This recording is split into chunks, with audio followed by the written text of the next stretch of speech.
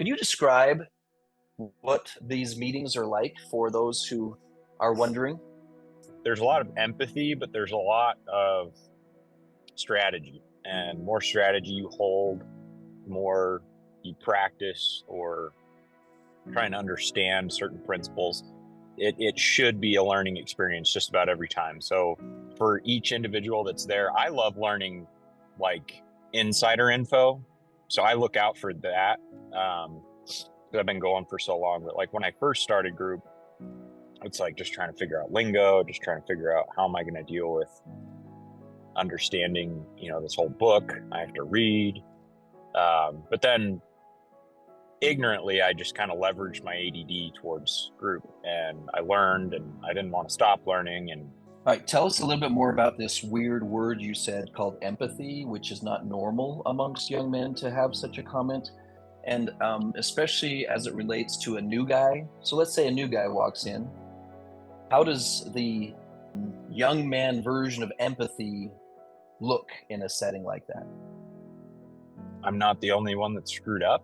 A lot of things that can happen for each individual, but empathy in that sense, I feel like it's more, I don't have to just, live in this discouragement mindset, this timid despair. Like you don't have to live in that bubble. A lot of people just get stuck in the distracted discouragement stage and they spin and toil and just run themselves dry of any energy to care. And then there is no empathy at that point. You're just out of gas. So when you finally realize it's not your fault, or when you finally realize it's not just you can band together and find a common ground and a brotherhood or sisterhood, and then understand it from that perspective. So there's only one new guy at a time, and the rest of them have been there for a little while. How do the veterans treat a new guy? There's no hazing. There's a lot of like big brother feel where it's like, hey, dude, you don't have to be alone. You don't have to think that, it's all over. Like you're just on a new track and we're just here to help. So everybody's given an opportunity to tell the new kid what they wish they would have known when they started. And I really like that principle because it just helps you look back to look ahead. Being an adolescent, you don't tend to do that a lot. That's why we tend to not think before doing things. But with all the work that you and I have done, a lot of people that struggle with ADD, they just don't do it. So when you have a group setting where it's facilitated to look back and then look ahead, it's really impactful on a lot of youth.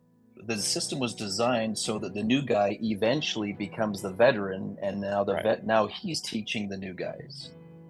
Most classroom settings, you come in, you're the student the whole time, and you leave as the student.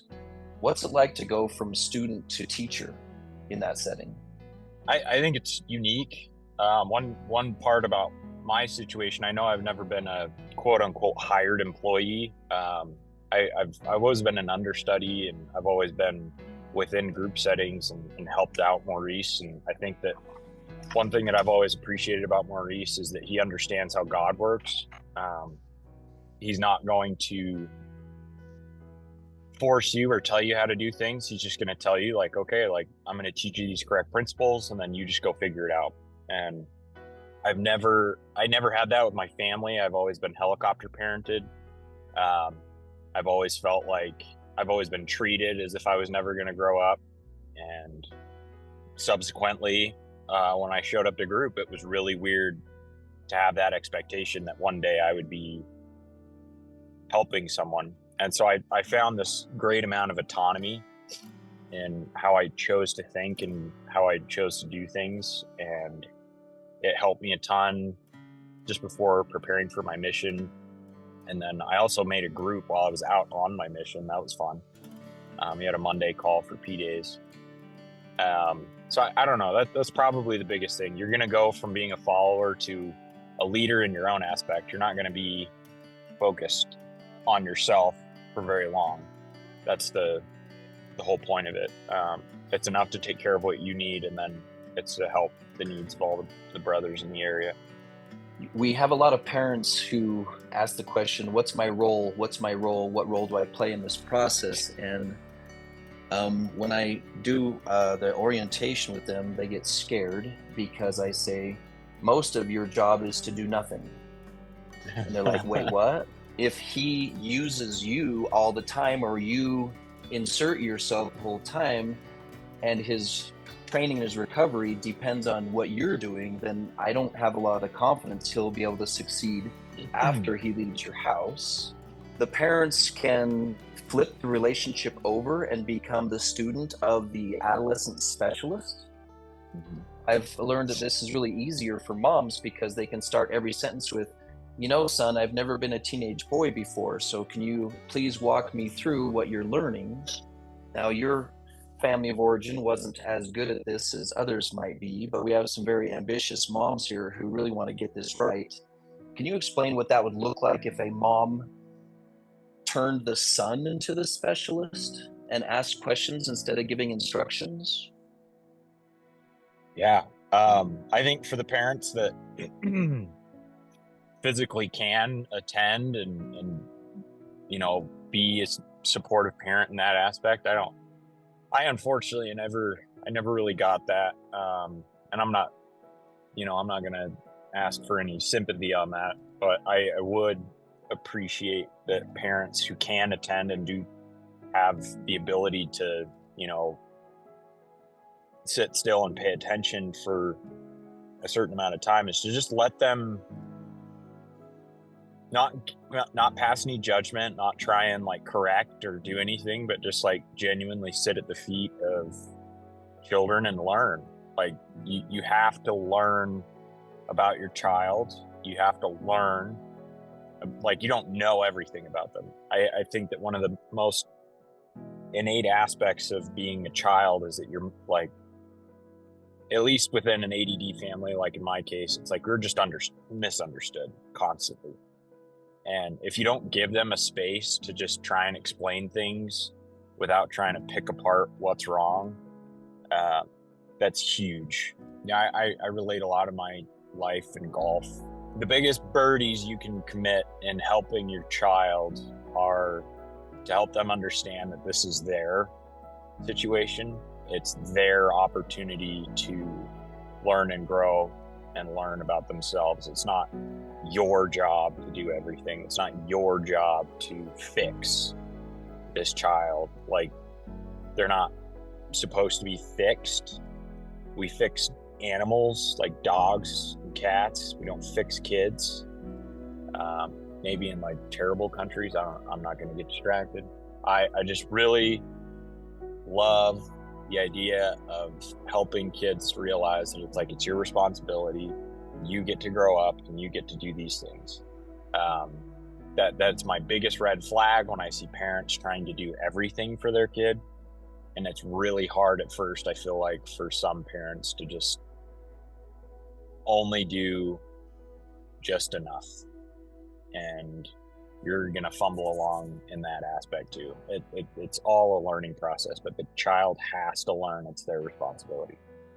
Etc. Tell us how you transitioned from what your brain does now that it didn't do then. I think the biggest difference is just belief in myself, because when I was at the bottom of the barrel, I didn't think I could contribute meaningfully.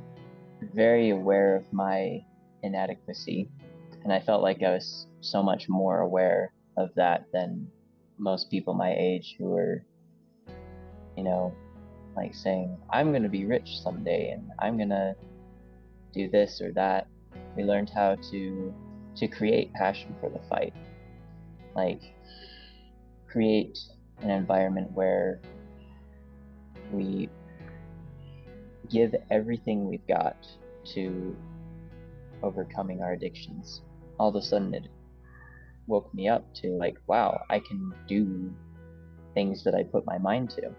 The surprising thing about this program, I think, one, it did increase my testimony of the gospel and in my Savior Jesus Christ, but it did it in a very roundabout way by teaching me first about Satan. we don't give Satan the respect he deserves. What I mean by this is we have all these scriptures telling us what Satan has been able to do, especially in the Book of Mormon and in the war chapters. He was one of the most subtle beasts of the field. We see him influencing the thoughts of these Nephite dissenters. We see the strategies of the devil in their behaviors and actions. We also have, like, in almost every conference, some mention of Satan, of his power. Even with all of this, it seems in our culture that we don't accept that he is just as influential in our lives as the Holy Ghost. Even more so because we don't recognize him. He's one of the most subtle beasts of the field. He disguises his voice as our voice, and he's using very logical arguments to make us contradict our own values. There's so much power just in identifying that in general, and then you bring in so much more power when you reverse it. Say, what would Christ say in this instance? What would he do in this instance? Now, what can I do? How can I fulfill my divine mission as a disciple of Christ? How can I serve other people?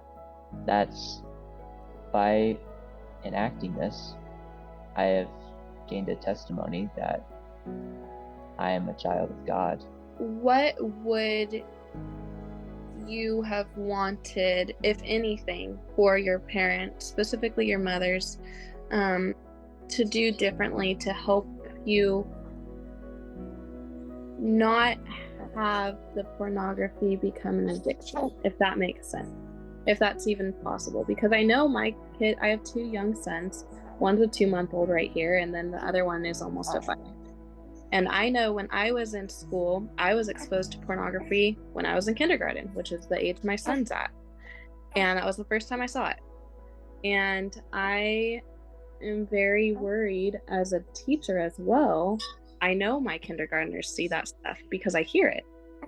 And so how would you suggest that a young mom, or just any mom, could help curve her sons away from potentially having that addiction, even though it's kind of based on choices to some extent?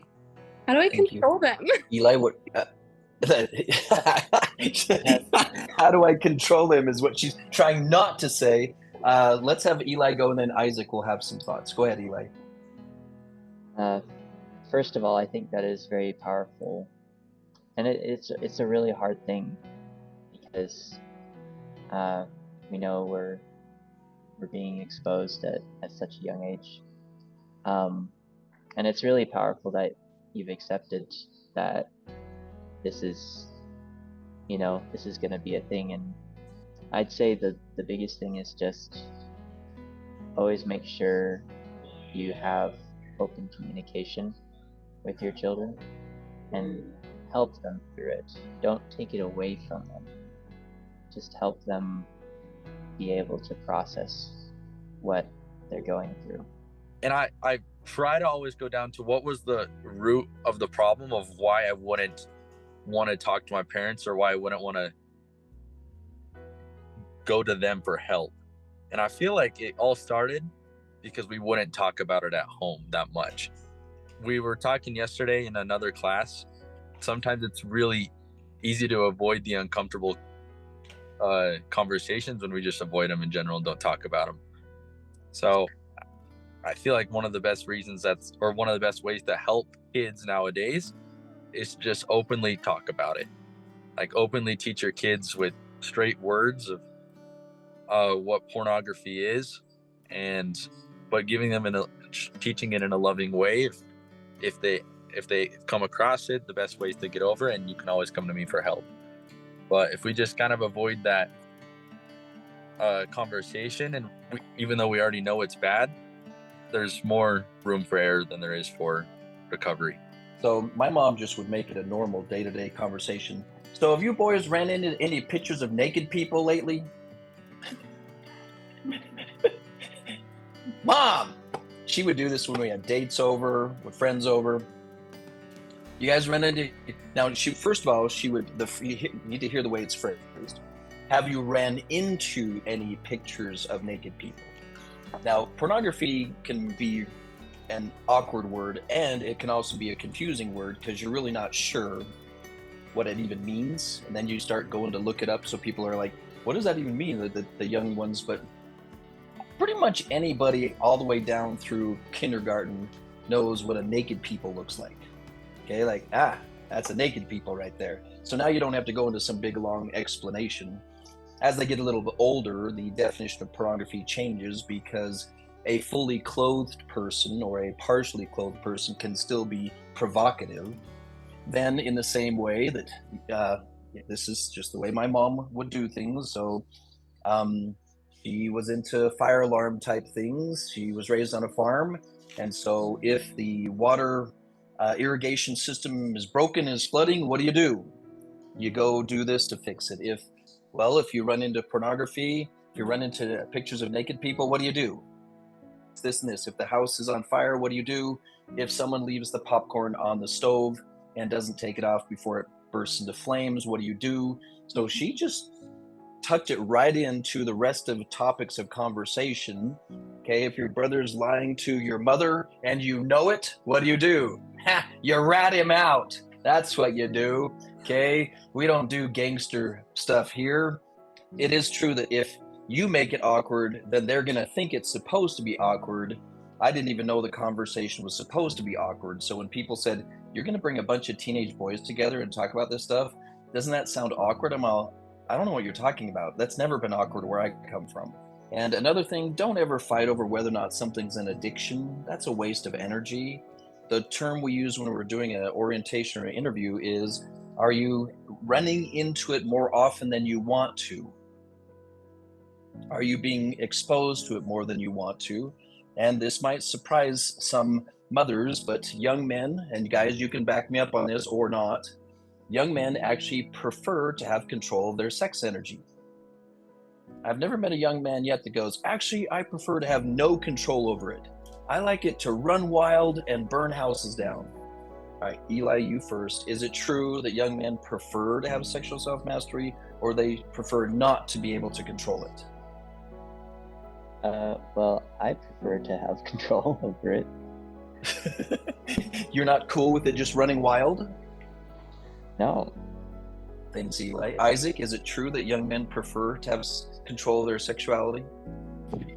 I would definitely say 99%. So it's not common for guys to not want control?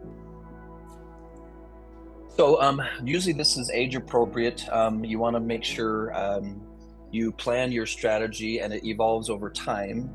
And so what the plan is for a younger child might be, what's the plan? You just describe it like a fire alarm. And I wouldn't say ask it frequently any more than you ask about if the fire alarms go off in the house. You know, in elementary school, they will do alarms, practice drills to fire alarms 3 times a year. So once a month at most, once every other month, once every 3 months. Okay. And keeping it light. Have you ran into it? Have you seen any? So what's the plan if you do see some? So for maybe an elementary school kid, if you do run into it, then you come to me and you let me know and we talk about it.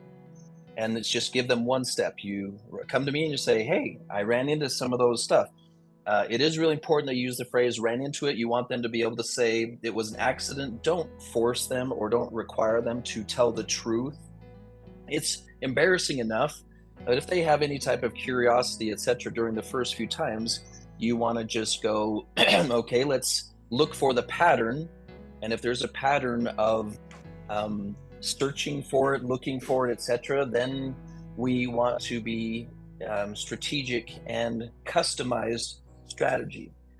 As they get closer, once they hit puberty, once they start to become aware of their sex energy, you notice we're using the term sex energy as opposed to lots of other names for it that sound awkward or uncomfortable, or hormones or whatever.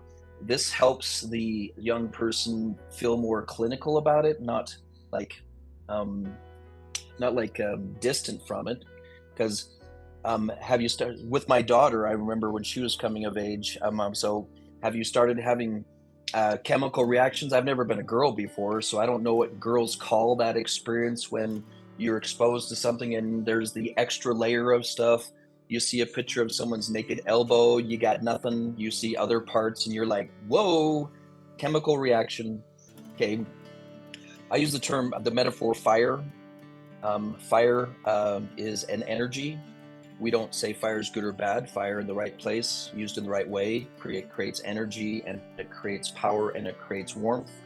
Same with sexual systems. But fire can also destroy things. The reason we often don't get a lot of detail here is because it really does have to be custom made for the individual. This is where when you run into it, let me know. When you run into it, let me know. When you run into it, let me know. And then you can explore and ask questions to help you see if it's a pattern, if it's systematic, if the responses. And I want to make sure everybody knows, in the study of alcohol addiction, there are people who are genetically coded so that one sip of alcohol can turn them into an alcoholic with the way their chemical system responds to it, and another person can drink alcohol for 2 decades and not become an alcoholic. This is true with sexual response as well. One exposure can turn some people into addicts, having the addict response to it, and some can be exposed for years and years and never get hooked on it. So it's important that you know the difference, because the way you respond is different. The way you work with an addiction is different than the way you work with incidental exposure on a frequent basis. So assessing. Now, in the same way that if you are afraid your loved one might have appendicitis, they might have cancer, they might have autism, okay, as soon as you realize that you're in over your head, okay, which if you're a mom, in the same way that you might be in over your head with someone diagnosed with cancer, there's no reason to feel like I should be able to handle this at home. So when should you get a professional involved to x-ray your young person's brain?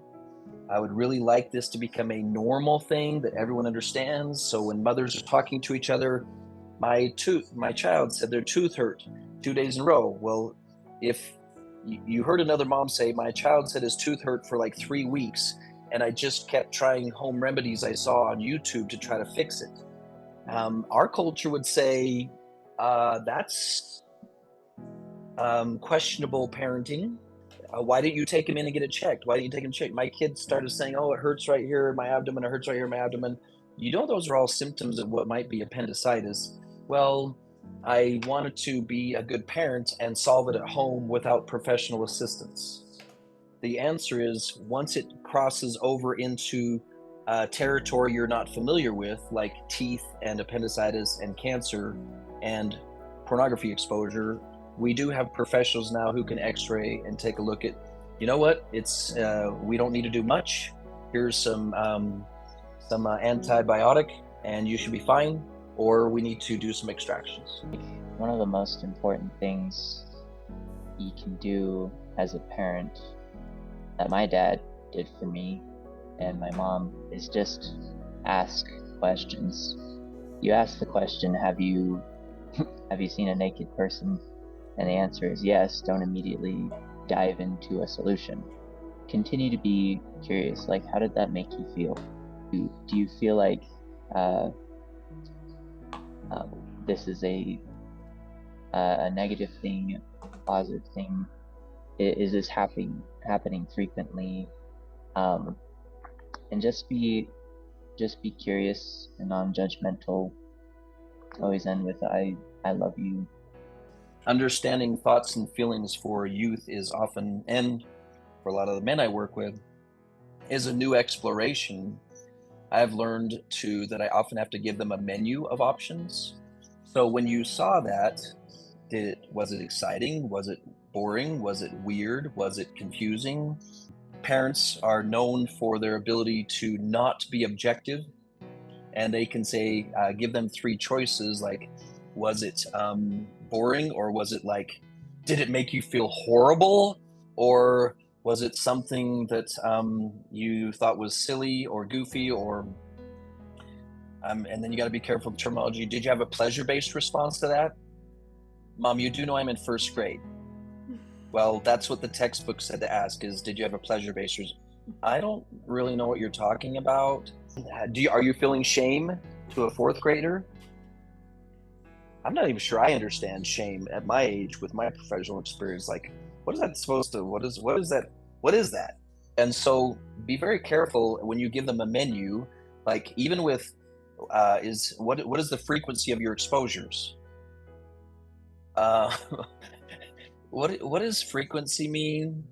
Okay, like give multiple choice. Are you running into this once a day, once a week, once a month?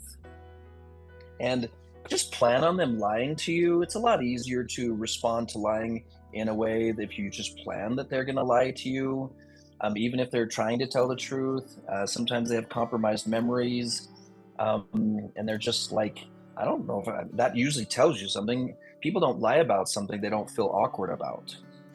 Don't try to stick with home remedies. This is what we see quite frequently, is people that they try with all their heart. And I don't know what's up with our society sometimes, where there's almost a pressure on moms that you are required to do it from home with home remedies. Like, don't be going asking someone for some assistances. A mom should be able to keep their kid from becoming an addict. How about we sit down with Eve and explain to her if she would have had a few more family home evenings, then Cain would not have killed Abel. What about Sariah, Lehi's wife? You know, if you would have read scriptures to your kids a little more and sang primary songs to them when they were sleeping, then Laman and Lemuel would not have tried to kill their father and Nephi. Okay, let's remember what we have learned from our religion. It's not the mom's responsibility to make sure that the next generation turns out a certain way. As Clayton mentioned earlier, it's the next generation's responsibility. I sometimes laugh about this, but not in a like funny way. Many of the mothers that I meet are better than the way their mothers raised them. Okay, better than the homes they came from. Remember that you have used your freedom of choice to go above and beyond the opportunities you had in your developmental years. Now, nobody else here had flexible explorative standards in our developmental years. Okay, so if a kid starts, if a developing youth starts to visit alternative behaviors and thinking for a season, look how you turned out. Look at how goodness-minded, focused, intensely energized. Look at how the atonement benefited you. Let's not panic over the developmental process of this next generation. Let's celebrate that they all had the spirits that we were told they have. They have good spirits that seek good, that want to do good, and it is like an unstoppable magnet that they will come around, if you will.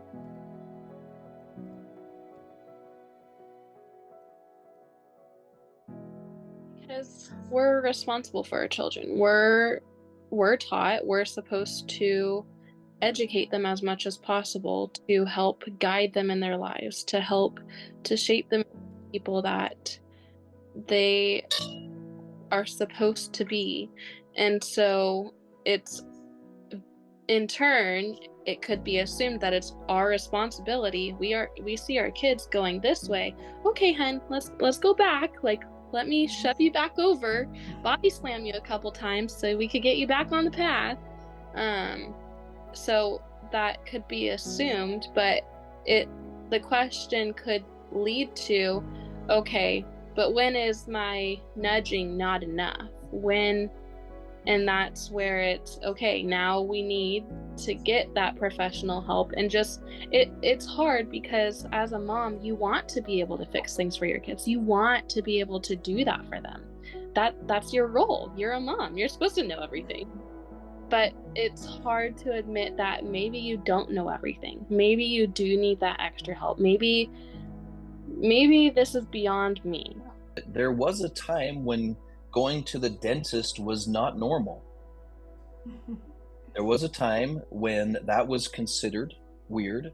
We are, thanks to many people's efforts, we have Olympic athletes who are talking about their mental health issues. We have Elder Holland, who for close to a decade now, he's been saying out loud mental health issues, etc.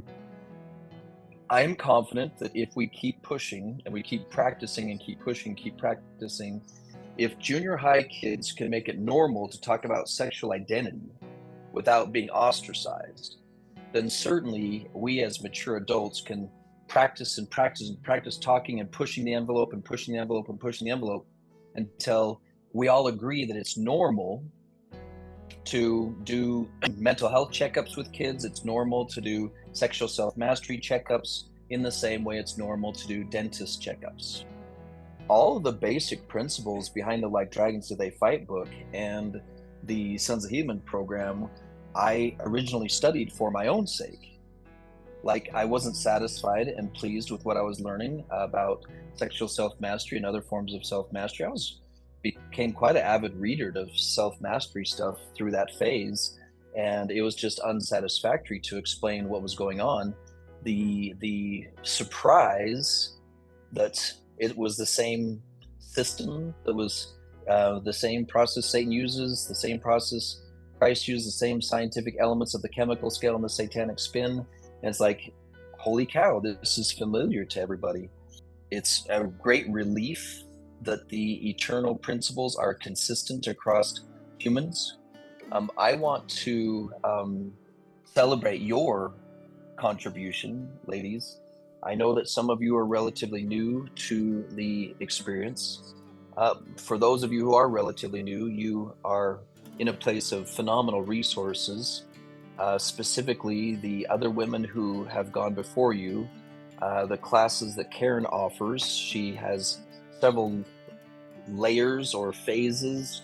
We have this 11 o'clock class every week that's kind of like for new people. Then we have, are you ready to start to see how these principles can apply to you, with her Mom Power class. Then we have her Team Mom Power class, and not to mention piles of other pieces and chunks here and there.